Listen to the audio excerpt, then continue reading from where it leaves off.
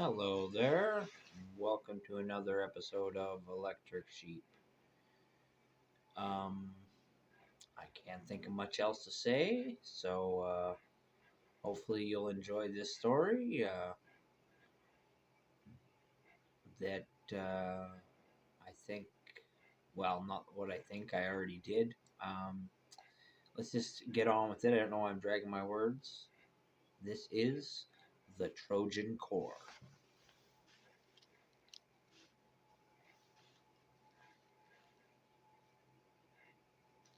The Trojan Corps. Upon death, the body is not buried, it is carried.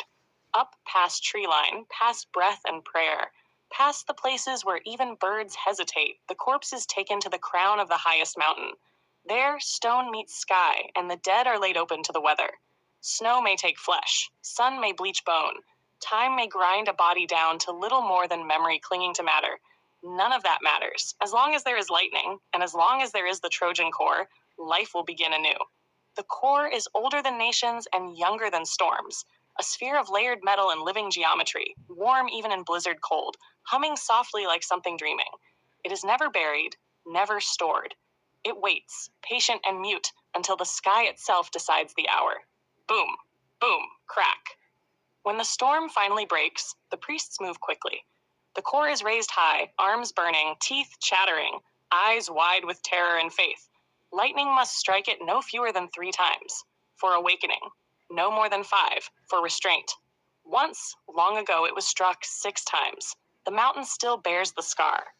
The first strike wakes the core, the second teaches it the shape of death, the third gives it purpose. If a fourth comes, it grants memory. If a fifth comes, mercy.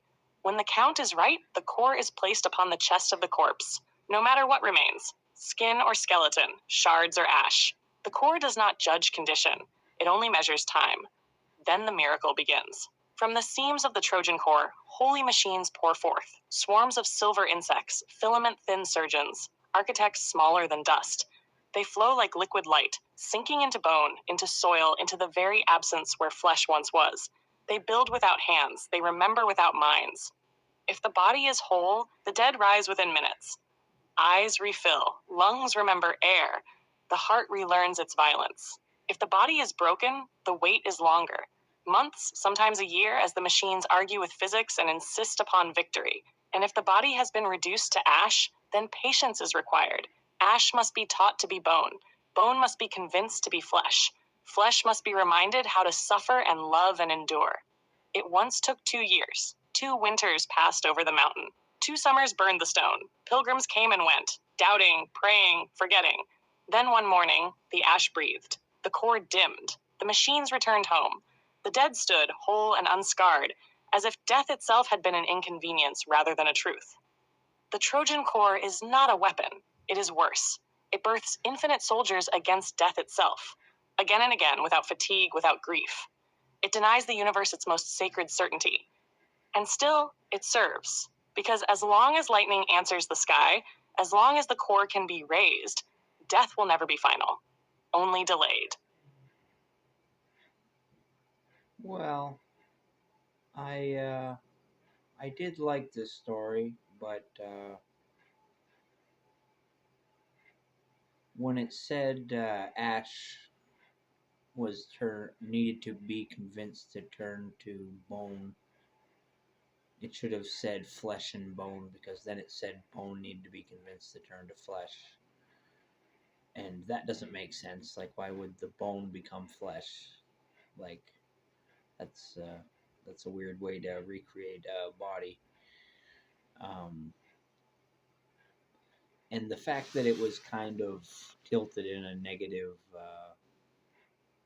perspective at the end there, that it was depriving you of the only certainty in nature by removing your death. I didn't actually have that negative spin on it. My original writing was more neutral, but it was kind of ominous in tone. I did kind of base this on verses of the Technolt, but that's much darker, and it's got really awesome voice acting on this channel, Burial Goods. So if you want some really quality audio stories and some weird stuff, check out Burial Goods. But this I felt had kind of a similar tone to some of his stuff, or at least to verses of the Technolt, and that's what I was going for, anyways. I'll just leave it at that. My name is Joseph Arthur Roszell. You might know me as Captain Canada. I want to wish you all the luck in the world, and I want to thank you for watching. I love you, and I want you to know that suicide is never the answer. Peace out.